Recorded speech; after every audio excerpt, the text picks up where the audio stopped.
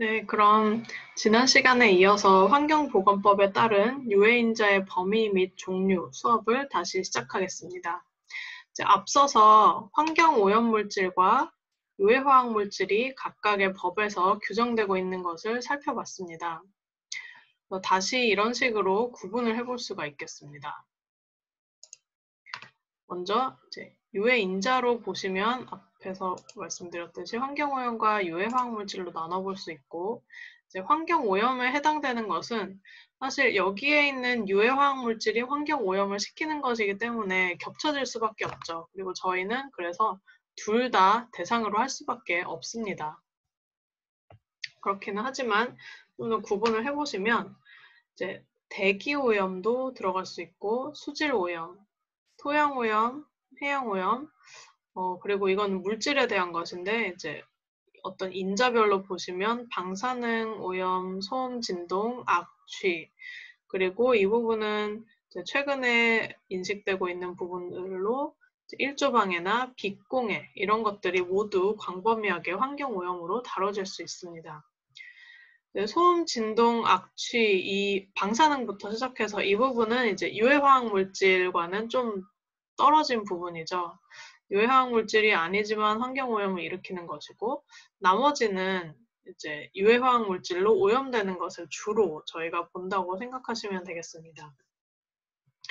그러면 이제 보시면 이제 유독물질, 허가물질, 제한물질, 금지물질, 그리고 사고 대비 물질로 아까 앞서도 규정하고 있다라고 말씀드렸어요. 그래서 이제 뭐 그냥 사용되는 화학물질은 없습니다. 모두가 이제 이 카테고리 중 하나에는 들어가게 되어 있고, 저희가 사용하는 많은 이제 생활 속에 있는 화학물질들은 뭐 허가 또는 제한물질에 속할 수가 있습니다. 그리고 허가물질이 많겠죠. 유독물질은 유해성이 있다라고 인정되는 화학물질, 그리고 허가물질은 위해성이 우려되어서 일단 등록을 해서 관리를 하겠다라고 이제 보는 화학물질이 되겠고요. 네, 제한물질과 금지물질은 이런 유해성 평가 그리고 위해성 평가 결과 위해성이 크기 때문에 일부 또는 모든 곳에서 사용이 금지된 화학물질입니다. 그래서 보통은 완전 금지물질보다는 제한물질이 많습니다. 이제 생활 속 화학용품에는 뭐 예를 들어 프탈레이트가 들어갈 수 없도록 일부 프탈레이트가 금지가 되어 있지만, 또는 뭐 PCB와 같이 이제 전 세계적으로 사용이 금지된 물질도 있기는 하지만 여전히 이제 그 필요성에 따라서 산업계에서는 사용이 되고 있습니다. 그래서 일부 용도만 금지되었다고 볼 수 있는 것이죠. 그리고 이제 사고 대비 물질은 이게 뭐 폭발성이 있거나 이렇게 좀 자연 발화가 쉽게 되는 그런 위험한 물질들이 있을 수 있어요. 그래서 화학 사고가 일어날 수 있는 물질들은 따로 리스트업을 해서 사고 대비 물질로 구분을 하고 있습니다.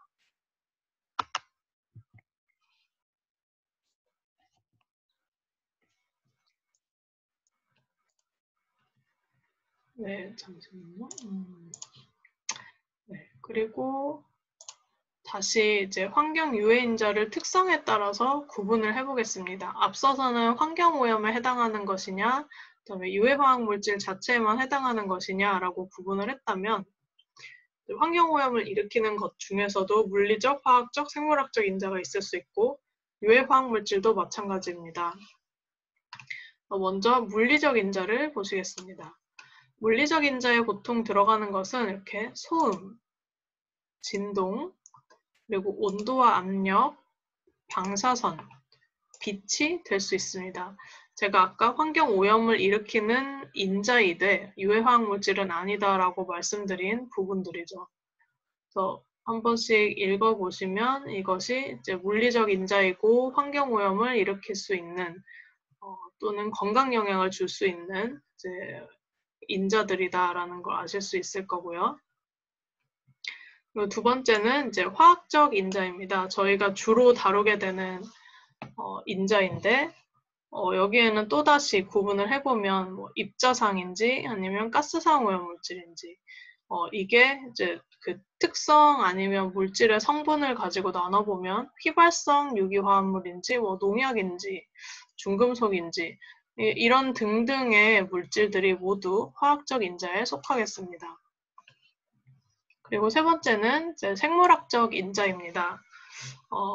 위해 동물, 위해 해충, 미생물 같은 것들이 이제 생물학적 인자에 속하는 것인데 이것은 이제 제가 첫 시간에 위해성 평가 키워드 검색을 통해서 말씀드린 것처럼 이제 저희 강의에서의 범위는 아니지만 원래 이제 생태계에 어떤 위해성이 있나 없나를 판단할 때 그 대상이 되는 인자라고 보실 수가 있습니다.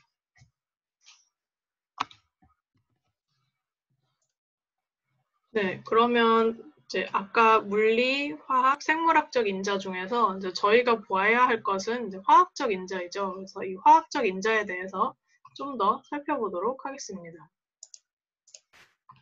네, 화학적 인자는 앞서 보신 분류처럼 뭐 고체상이든 액체상이든 기체상이든 인체에 들어올 수 있고 인체에 들어와서 건강 문제를 일으킬 수 있는 요인으로 정의를 할 수 있습니다.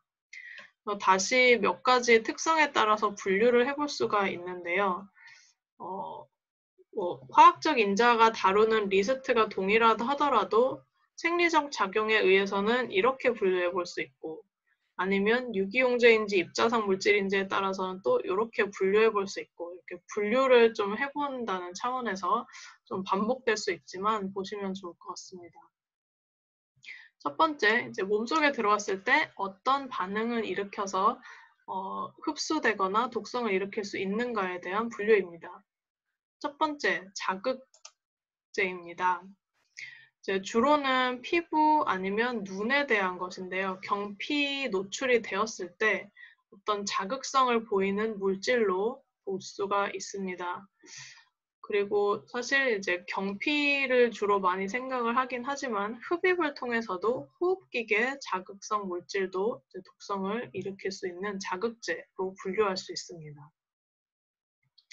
그리고 두 번째는 질식제이고요. 보시다시피 산소 공급을 방해하는 물질로 보시면 되겠고 마취제, 그 물질 자체가 다른 곳에 쓰이는 물질이긴 하지만 이제 인체나 동물 안에 들어가면 이렇게 마취 현상이 일어나는 물질을 뜻하고요.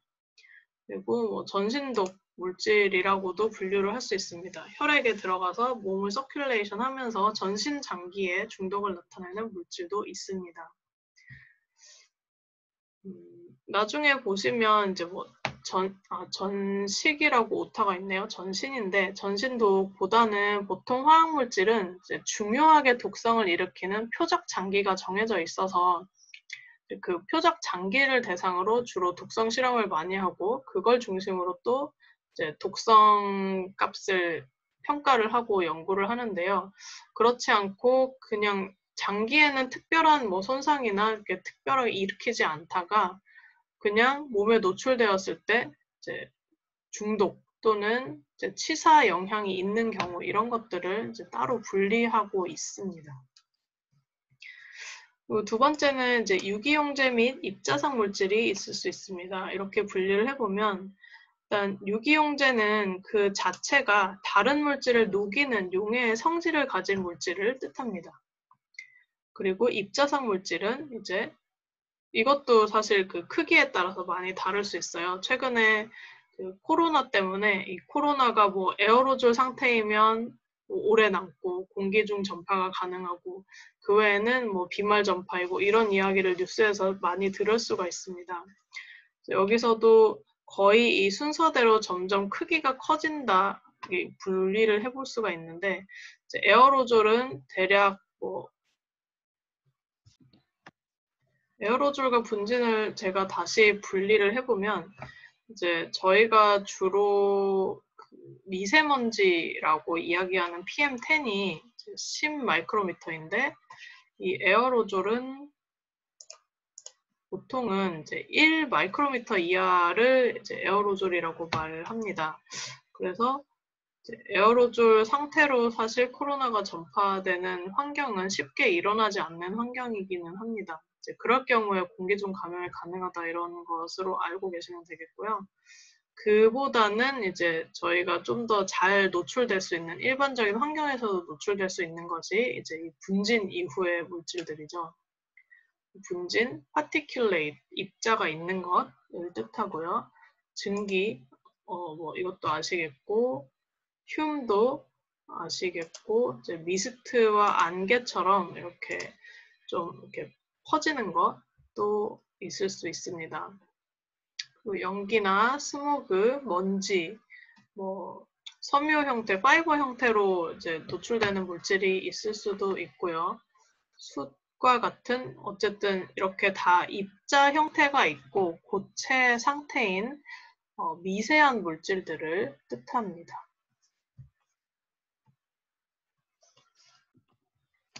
이제 이 많은 경우에 뭐 건강 영양에 대한 연구, 그 다음에 그 산업 보건 분야에서 이런 연구가 먼저 되다 보니까 뭐 유기용제도 상당한 독성이 잘 알려져 있기는 합니다만, 이제 입자성 물질에 대한 측정이나 그 독성, 그 다음에 입자의 크기나 형태에 따라서 같은 성분이라도 이제 몸속에 들어오면 어떻게 달라지는지에 대한 연구가 많이 되고 있어요.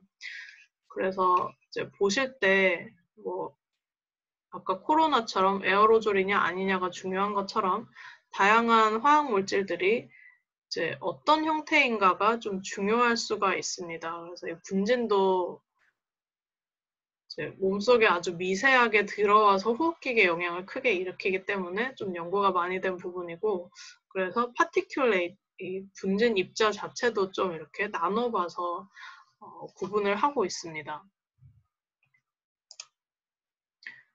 그래서 이 뒤를 보시면 앞에 부분 똑같고요. 이제 유기용제 입자성 물질을 계속 하고 있는데 유해 분진을 다시 건강 영양별로 분류를 해볼 수가 있습니다. 그 크기와는 좀 관계없이 보통은 크기가 작아지면 작아질수록 몸속에 잘 들어오고 위험할 수 있다라고 알려지기는 했지만, 그 크기와 관계없이 분진의 성분 자체가 어떻냐에 따라서 이렇게 건강 영양을 분류해 볼 수도 있습니다. 그래서 성면이나 흑연, 규산 같은 것들은 이제 진폐증을 일으키는 문제가 있을 수 있고, 꽃가루와 같은 이제 이런 것들은 알레르기를 일으키는 분진이고, 이렇게 중금속이나 잘 알려진 뭐 유황 같은 것들은 전신독이 있는 중독성 분진으로 구분할 수 있고요. 산이나 알칼리 이런 것처럼 자극을 일으켜서 문제를 일으키는 건, 석탄, 석회석처럼 불활성 물질인데 이제 분진 형태가 되어서 몸에 문제를 일으키는 것, 그리고 성면과 같이 이제 발암성이 있는 것이 아주 미세하게 되었을 때 더 문제를 클 수 있다라는 것도 이런 식으로 구분해서 알아두시면 좋습니다.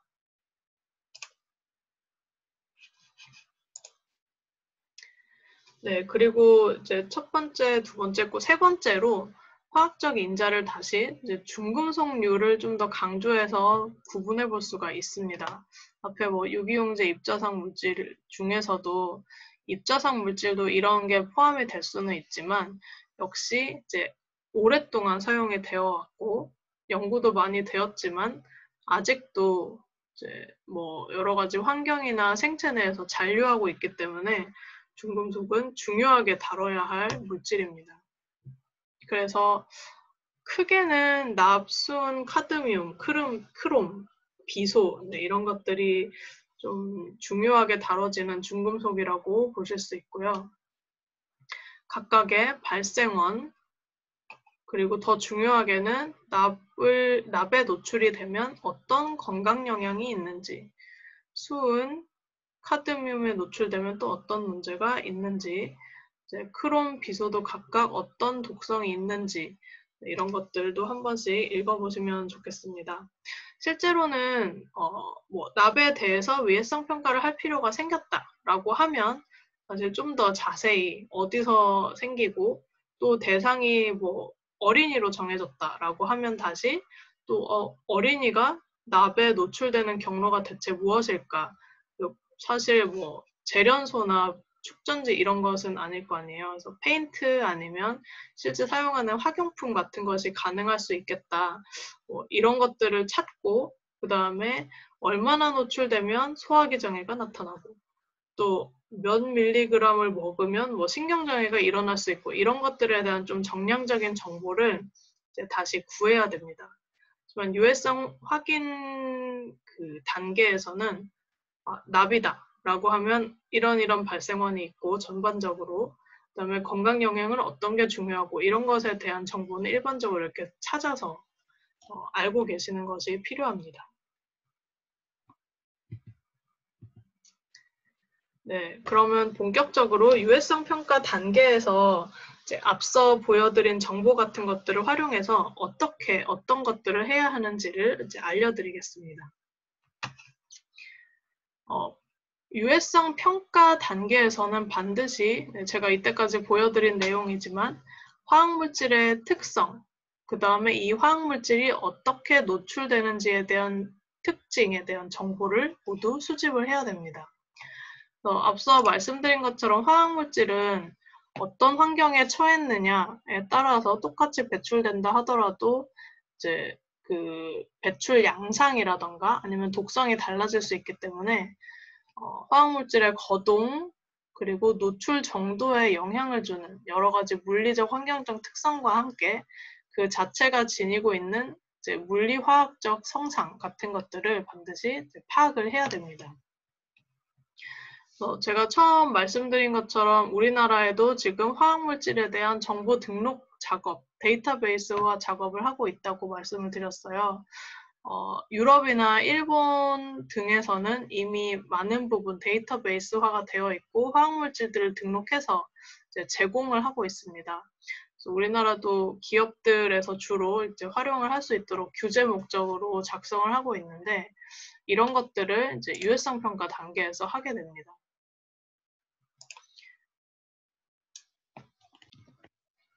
네, 다시 보시면 네, 이 DB는 제가 잠시만요.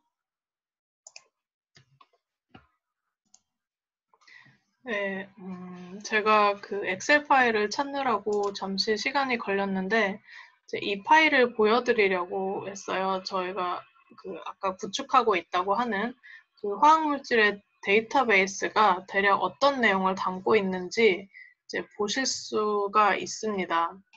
물론 이제 좀 더 관심 있으신 분들은 그 에카라고 하는 유로피안 케미컬스 뷰로라던가 화학물질 청에 들어가셔서 보실 수도 있고요.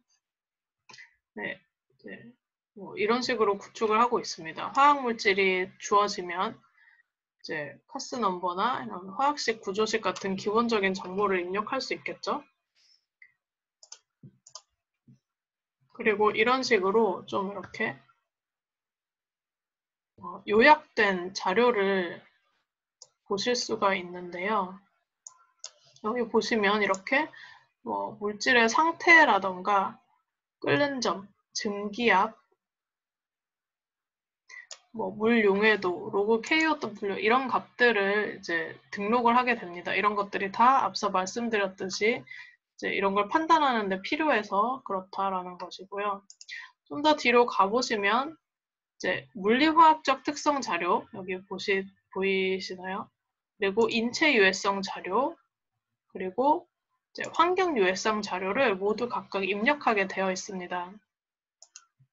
물리화학적 특성 자료는 아까 앞서 보셨지만 이제 이 물질이 상온이나 아니면 어떤 조건에서 어떤 상태로 있는지, 액체인지 고체인지 등을 입력하고 뭐 용해도, 끓는 점, 옥탄올 물 분배계수 등등 이제 이 화학물질의 노출 조건, 그 다음에 독성을 알 수 있는 자료들을 여기 이렇게 기입을 하게 됩니다. 특성 값에 이런 입력을 하고 단위도 그대로, 원문 그대로 입력을 해서 DB에 활용할 수 있도록 하고 있습니다. 인체 유해성 자료도 이제 저희가 화학물질을 등록할 때 제출해야 하는 기본적인 독성 자료들이 있어요. 그거에 대한 자료들인데, 뭐, 이렇게 보시듯이 급성 경구 독성, 경피 독성, 뭐 복기 돌연변이, 피부 자극 과민성, 눈, 그다음에 염색체 이상이나 유전 독성, 생식 발달 독성, 발암성 이런 것들을 모두 입력을 하게 되어 있고요. 자료가 없는 경우는 어쩔 수 없지만 있는 것들은 최대 15개까지 입력을 하고 있습니다. 환경 유해성 자료는 저희 인체 유해성 자료보다 좀 더 적은 편인데 여기도 역시 보시면 제출해야 하는 자료들이 있습니다. 어류, 물벼룩, 독성이라던가 실제 생태계에서 어떻게 거동하는지에 대한 정보도 있고 미생물 분석 또는 생물 농축성 같은 자료도 입력을 하게 되어 있어요. 나중에도 다시 말씀을 드리겠지만 뭐 유해성 확인 자체는 이제 위해성 평가하는 사람들에게는 큰 뭐 어려움은 아닌데 또 이제 이런 자료가 생기면 더더욱 쉬워지기는 하겠죠.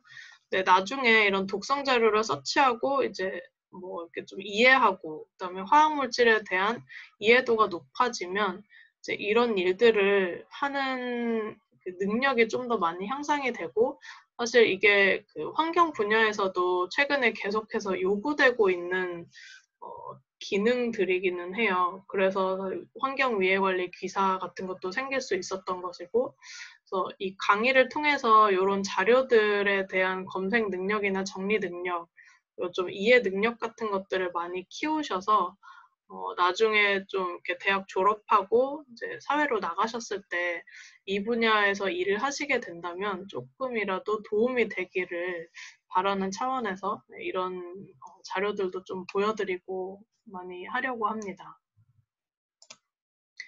네, 이런 식의 DB를 작성하고 있다라는 거 보여드렸고요.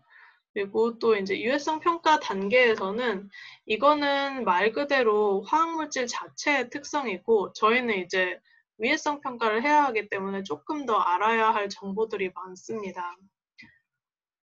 이 화학물질이 노출이 그 대상에게 얼마나 되는지 또는 이제 뭐 10년 동안 되는데 그 중에 한 번만 노출되는 물질일 수도 있고 자주 노출되는 물질일 수도 있죠. 그래서 노출의 가능성을 판단하기 위해서 기간이나 빈도, 그 다음에 그러면 노출이 된다면 대체 어떤 매체로 사람들에게 들어오는지 또는 어떤 경로로 사람들에게 들어올 수 있는지 대부분은 이제 흡입, 경피, 경구 모두 다 해당되는 물질들이 많을 수 있어요. 하지만 이제 물질의 특성에 따라서 이건 경피는 불가능한 물질이 있을 수도 있고 그리고 대부분의 노출이 거의 뭐 90% 이상이 흡입으로 이루어지는 그런 임자도 있을 수 있습니다. 하지만 이제 초기의 유해성 평가 단계에서는 가능한 모두 이제 노출 매체와 경로를 리스트업 해두는 것이 좋습니다. 나중에 이제 노출 평가를 하면서 이 노출 매체는 정보가 너무 없다거나 아니면 뭐 크게 중요하지 않은 노출량을 차지한다거나 이제 이런 식으로 좀 이렇게 연구의 범위를 한정해서 다시 결정하는 과정은 거치게 되고요. 지금 유해성 평가 단계에서는 거기까지는 하지 않고 있는 가용한 모든 정보를 이제 대상으로 해서 정리를 하는 것이 필요합니다. 그리고 이제 수용체, 말 그대로 화학물질을 받아들이는 그 대상을 뜻하는데 이제 어떤 수용체가 잠재적으로 존재하는지도 파악하고 이제 수용체를 파악을 한다면 그 수용체별로 특성도 이제 확인을 할 필요가 있습니다. 이후에 좀 더 자세히 말씀드리겠지만 수용체 집단의 행동 양식이라던가 아니면 대상의 영양 상태, 그 다음에 생활 방식, 과거의 노출력이나 질병력 이런 것들도 위해성 평가에서는 중요하게 다뤄야 하는 부분이기 때문에 이제 정보를 수집하는 이 유해성 평가 단계에서는 같이 다루게 됩니다.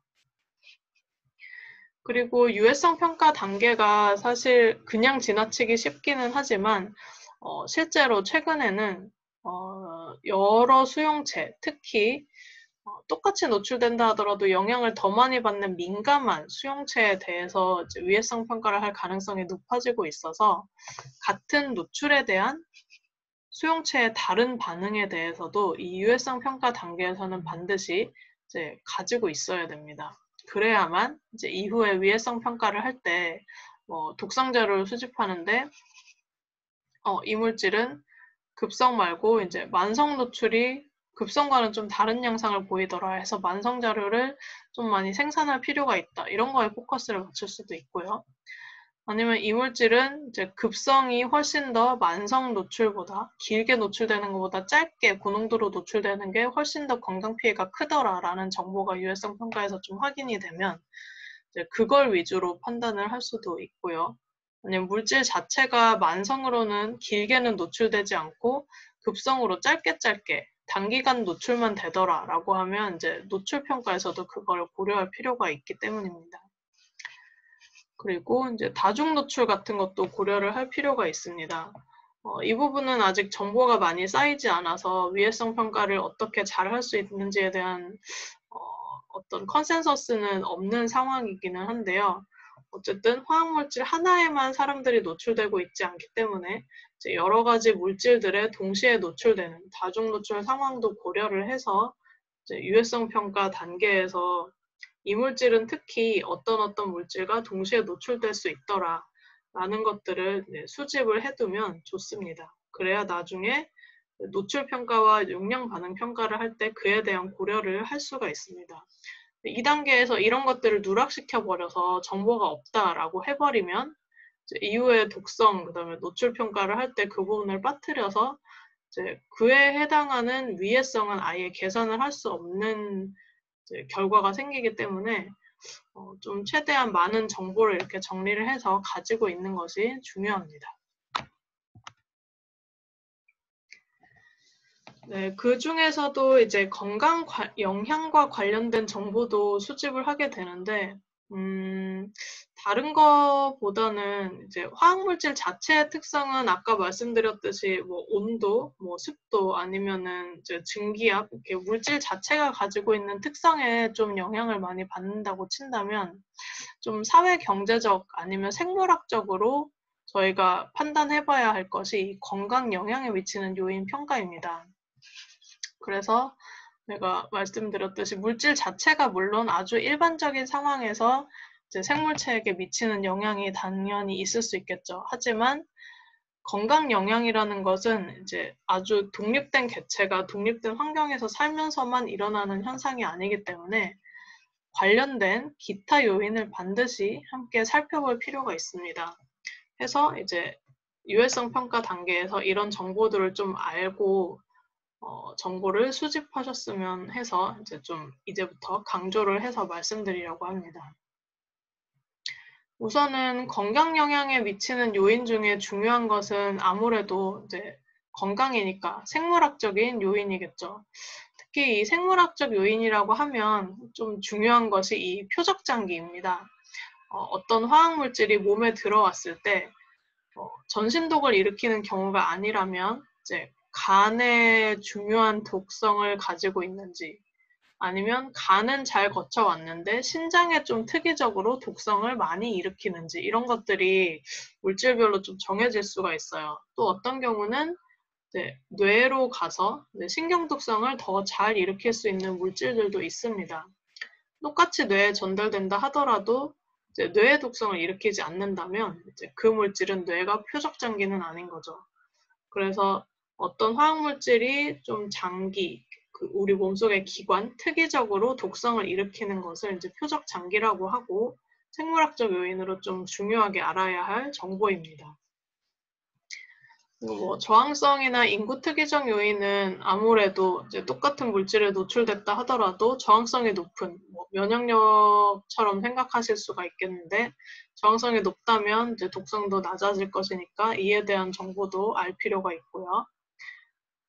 그리고 인구 특이적인 요인, 유전자의 변형이나 아니면 유전적으로 이제 인구 특이적으로 어떤 현상이 일어날 수가 있습니다. 생물학적으로 일어난 것이기는 한데 그 인구만이 가지고 있는 어떤 생물학적 특징이 있을 수가 있어요. 그런 것들을 좀 고려해야 하기 때문에 생물학적 요인에서 고려를 해야 됩니다. 그리고 이거는 이제 생물학적이기도 하면서 사회적이기도 한데 이제 민감인구 또는 취약인구라는 표현을 쓸 수가 있습니다.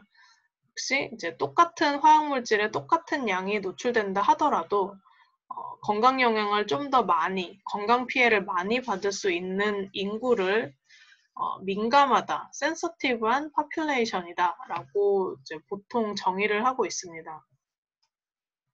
그리고 일반적으로는 이 민감 인구를 정의하는 요인은 상당히 여러 가지가 있겠지만 그 중에서도 가장 연구자들이 많이 고려하는 것이 이제 연령과 성입니다. 특히 이제 연령은 많이들 생각하시겠지만 일반적으로 어린이가 더 어른보다 민감합니다. 그래서 이제 많은 경우에 환경보건 분야에서 이 환경 기준은 어른이 아닌 일반적인 성인이 아닌 어린이를 기준으로 하는 것이 훨씬 더 타당하다 이런 것들이 받아들여지고 있습니다. 물론 그렇지 않은 경우도 있기는 해요. 그래서 또 뒤에도 말씀드리겠지만 간단한 예를 들어보면 납이 있는데 이제 납이 함유된 어떤 음식 이제 실수로 오염된 것이죠. 그런 것들을 먹었을 때 또는 토양이나 먼지를 통해서도 우리 몸속에 들어올 수 있는데 위장으로 가서 이제 우리 몸속으로 흡수되어서 혈액으로 퍼지는 양이 그 비율이 이제 어린이가 어른보다 2배 이상 높습니다.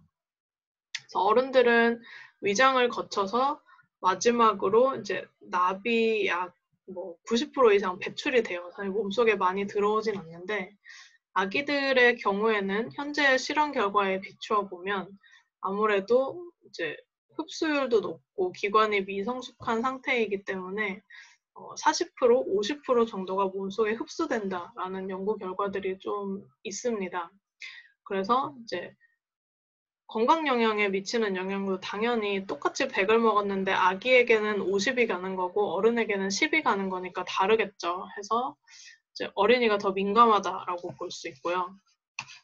또 어떤 경우에는 이제 불소, 그다음에 우라닐 나이트레이트와 같은 경우에는 이게 물속에 들어갈 수 있는 오염물질인데 어린이보다는 어른에게 더 이제 문제를 일으킬 가능성이 크다라고 알려져 있습니다. 이렇게 연령에 따른 이제 민감도가 좀 차이가 있을 수가 있고요. 또 이제 많이 보는 것이 성입니다. 이 부분은 이제 신체적 특성이 워낙 다르다 보니 특히 이제 출산과 관련된 차이가 발생을 하다 보니 일반적으로 이제 여성, 그다음에 또 임산부가 더 민감한 인구이다라고 전체적으로 받아들여지고 있습니다. 특히 이제 임산부 같은 경우는 그 여성의 몸 건강 자체보다는 이제 태아에게 가는 건강 영향이 좀 더 크기 때문에 태아가 이제 어떤 일정 시기에 화학물질에 노출이 되면 그 시기에 생겨야 하는 기관이 문제가 생기거나 할 수가 있어요. 또는 이제 임산부에게 어떤 호르몬 이상이 그 시기에 생긴다라고 하면 그 호르몬의 영향을 아기도 받기 때문에 이제 더 민감하다라고 주로 볼 수가 있습니다. 그리고 이제 일반적으로 그렇다는 것인데 한 여러 가지 화학물질 중에 60% 정도는 이제 사람을 대상으로 한 것은 아니고 실험을 통해서 밝혀진 것은 암컷에게 수컷보다 더 건강 영향을 많이 일으킨다라는 연구 결과들이 있어서 이제 단순히 생물학적 특성 때문이기는 한데 어쨌든 연령과 성처럼 우리가 변화시킬 수 없는 요인인데도 민감도를 결정하는 것이다 라고 하면 좀 더 자세히 볼 필요가 있고 어떤 유해인자를 내가 대상으로 받았는데 이것이 이제 연령 또는 성에 따라서 노출의 정도 아니면 이렇게 독성의 민감도가 많이 달라지는 물질인지 이제 유해성 평가 단계에서 반드시 확인할 필요가 있습니다. 네, 그러면 이제 연령과 성에 대해서는 조금 더 자세히 말씀을 드릴 건데요. 이 연령과 건강 영향은 특히 어린이를 중심으로 저희가 많이 얘기를 한다고 보실 수가 있습니다. 이제 WHO에서도 우리가 다루는 화학물질 자체만은 아니긴 하지만 이렇게 이제 어린이의 건강 영향, 환경 건강은 좀 더 특수하다라는 것을 강조를 하고 있습니다. 네, 제가 미리 화면을 띄웠는데요. 이 WHO의 Children's Environmental Health라는 섹션을 보시면 여러 가지 설명도 있고 이렇게 그림으로 아이들의 천식 발생률이 높아지고 있는데 똑같이 이렇게 뭐 미세먼지나 아니면 스모크 환경에 노출된다 하더라도 어른보다 어린이가 영향을 더 많이 받을 수 있다라는 것을 보여주고 있습니다. 이런 것도 마찬가지고 화학물질 자체보다는 그 일반적인 사회 위생, 공공위생 문제가 좀 더 많이 이제 WHO에서는 전 세계적으로 보자면 심각해서 그런 것들에 대한 이제 자료들이 많이 있고 어린이가 민감한 것이고 또 미래 세대의 건강을 위해서는 어린이를 기준으로 반드시 모든 유해인자에 대한 위해성을 파악할 수 있다라는 차원에서 좀 강조를 할 필요가 있는 것 같습니다. 이제 화학물질의 노출 그리고 독성과 관련해서 또 어린이가 특수한 점이 있습니다. 앞서 보신 자료와는 조금 다른 이야기지만 일단은 어린이는 단위 체중당 섭취량이 높습니다. 나중에 배우시겠지만 저희가 섭취 허용량이라고 주로 이야기하는 것이 이제 예를 들어서 1mg인데 킬로그램당 1mg이라고 정의가 되어 있어요. 그리고 하루 1mg인데 킬로그램당이라고 정의가 되어 있습니다. 이 말은 50kg인 사람이 있다? 라고 하면 하루에 50mg까지 먹을 수 있다는 뜻이죠. 10kg인 사람이 있다? 라고 하면 하루에 10mg만 먹을 수 있다는 뜻입니다. 체중 당량으로 계산을 해서 뭐 어린이에게 얼마, 어른에게 얼마 이런 것이 아니라 그냥 동일하게 킬로그램당 하루에 얼마 먹을 수 있다 라고 정의를 해놨습니다. 그래서 저희가 결과적으로는 노출 평가도 단위 체중당 섭취량을 계산하게 되어 있습니다. 그래서 이제 다시 생각을 해보시면 화학물질 말고 좀 더 쉽게 밥을 예로 들면 이제 저희 집에 10kg 정도 나가는 3살짜리 아기가 있고 그다음에 20kg 정도 나가는 9살짜리 어린이가 있고 이제 60kg 정도 나가는 성인이 있어요. 이렇게 셋이 밥을 먹는데 아기가 10kg라고 해서 60kg 성인의 6분의 1만큼 밥을 먹지는 않습니다. 대략 어른의 3분의 2 정도 먹는 것 같아요. 그러면 원래 단위 체중당 섭취량으로 따지면 사실 6분의 1이 되어야 맞지만 밥을 그거보다 더 많이 먹기 때문에 거꾸로 환산을 해보면 단위 체중당 밥을 먹는 양은 아기가 훨씬 더 커지게 됩니다. 20kg 나가는 어린이도 마찬가지죠. 어른의 3분의 1만 먹지 않습니다. 거의 어른과 동일한 양을 먹습니다. 그러면 이제 이 어린이의 단위 체중당 섭취량은 밥을 1로 보았을 때 20분의 1이 되는 것이고 어른은 60분의 1이 되는 것이죠. 밥 안에 똑같이 화학물질이 들어있다라고 가정을 하면 이제 밥을 단위 체중당 많이 먹었기 때문에 어린이나 아기가 어른보다 훨씬 더 화학물질을 많이 먹는 결과가 이제 생기게 됩니다. 그래서 똑같이 밥을 먹는 행위 아니면 똑같은 행동을 한다 하더라도 똑같은 공기로 숨을 쉰다 하더라도 어른에 비해서 이제 어린이 아기는 단위 체중당 섭취량이 높을 수밖에 없습니다. 그런데다가 이제 행동 특성 같은 것도 아이의 유해인자로의 노출을 늘리는 이제 이유가 되기도 합니다. 여기 적어둔 것처럼 먼저 hand to mouth behavior가 있을 수 있습니다. 뭐 어느 시점 가면 줄어들기는 하지만 많은 경우에 이제 아이들이 손을 빠는 행위 같은 것도 어린 경우에 일반적으로 하고요.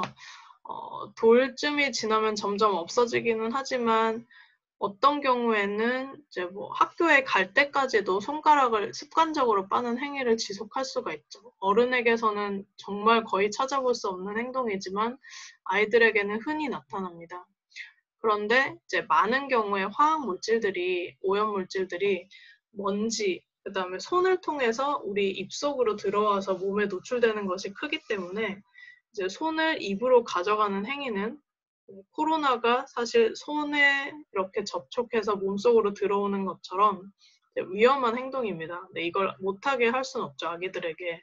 그래서 이제 결국은 이제 화학물질의 노출량이 늘어나는 결과를 가지고 오게 되고요. 그런데다가 이제 기어다니는 시기의 아기들은 훨씬 더 바닥과 가깝게 접촉하고 있기 때문에 좀 더 먼지 이런 것들을 통해서 화학물질에 노출될 가능성이 높고, 또 손도 바닥에 계속 짚고 있기 때문에 역시 손에 얼음보다는 훨씬 더 많은 이제 유해 화학 물질이 묻어 있을 가능성이 높습니다. 연구를 통해 살펴봐도 엄마의 손바닥에서 채취한 것보다 이제 아기의 손바닥에서 채취한 어떤 그 거즈에서 화학물질이 훨씬 더 높게 나온다, 이런 연구들도 많이 있습니다. 이런 특수성 때문에 아기에게 노출량, 섭취량이 늘어날 수밖에 없다라는 것이고요. 두 번째는 이제 생물학적인 특성인데, 일단은 흡수, 대사, 분포, 배출 모든 면에서 화학물질이 잘 흡수되면서 대사가 잘 안 되면서 배출이 잘 안 될 가능성이 높습니다. 그리고 이제 이런 특성들을 좀 알아야 화학물질이 좀 많이 노출될 수 있는지 아닌지도 판단을 할 수가 있겠죠. 그래서 이거는 당장 이제 어때서 뭐가 더 위험하다 이런 얘기를 하려는 것은 아니고, 이런 차이가 있다는 걸 알아야 된다는 것입니다.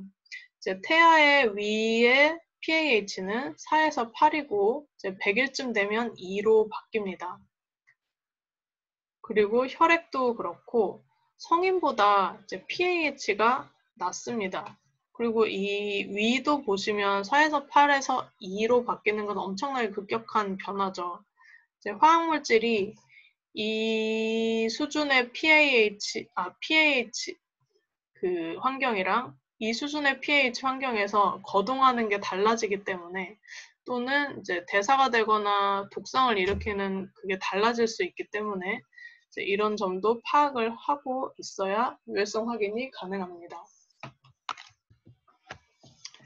네, 그리고 또 이어서 보시면 이제 아기는 체수분의 함량이 어른보다 더 높습니다. 점점 수분이 많이 어른이 될수록 빠져나가는데, 그래서 어른의 체수분 함량과 신생아는 상당히 다릅니다. 그리고 이제 몸무게 대비해서 체지방량과 근육량이 낮습니다. 근육량 자체는 화학물질의 노출이나 독성을 판단하는 지표가 되기는 어려운 것 같은데, 이제 사후적으로 화학물질을 보정할 때는 좀 문제가 될 수가 있습니다. 그런데 이 체지방량은 사실 좀 화학물질의 노출을 가늠하는 중요한 지표가 될 수가 있습니다.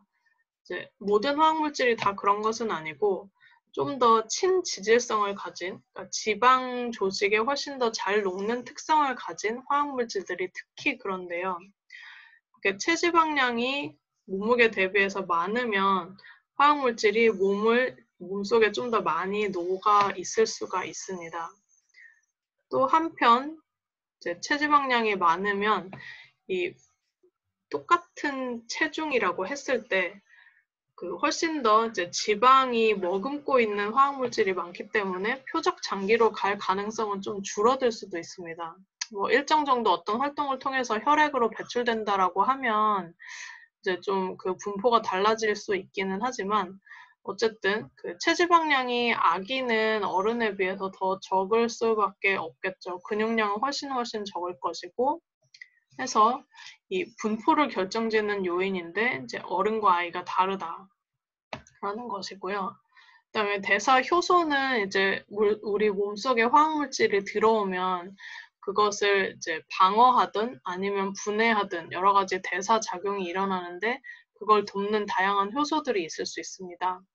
네, 이것도 사실 그 기관이 좀 완전히 만들어져야 그 기관에서 정상적으로 효소를 많이 배출을 하고 그게 이제 작용을 하는 것인데, 어린이까지 가기에는 이제 이 대사 효소의 발현 수준 차이가 상당히 커서 대사 효소가 어른보다 아주 많이 낮아서 화학물질의 대사, 배출 이런 것들을 좀 어렵게 만들고 있습니다. 그래서 이런 정보도 아셔야 할 것 같고, 이제 앞에서도 이제 이런 걸 강조를 한 바 있는데, 예를 들자면 이제 미국에서는 지표수 중에 구리, 나이트레이트, 질산 같은 것들을 이제 어린이에게 안전한 기준으로 별도로 평가를 해서 설정을 해서 아예 이제 일괄된 기준으로 활용을 하고 있습니다. 네, 그래서 여기는 제가 앞서 말씀드린 거를 좀 자세히 작게 간단하게 이렇게 요약을 해놓은 자료여서 그냥 한번 읽어보시면 될 것 같습니다. 생리적으로 어떤 특성이 있어서 뭐 위험할 수 있고 행동학적으로 어떤 특성이 있어서 위험할 수 있다. 이런 것들이 잘 정리되어 있으니 꼭 한번 읽어보시기 바랍니다. 네, 다음은 성인데요. 이제 이거는 3차 시부터 다시 다루도록 하겠습니다.